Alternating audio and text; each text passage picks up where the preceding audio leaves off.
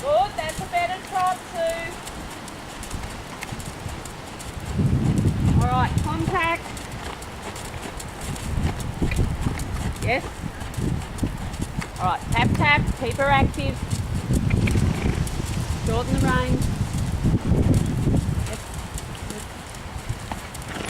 Yes, well done.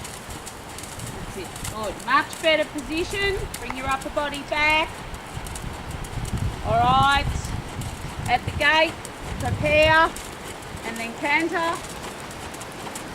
Prepare. Yep, that's right. Take your time. Yep, good. Well done.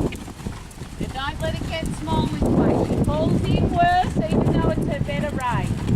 So be really looking at your track, making your hands and your outer rein keep her there.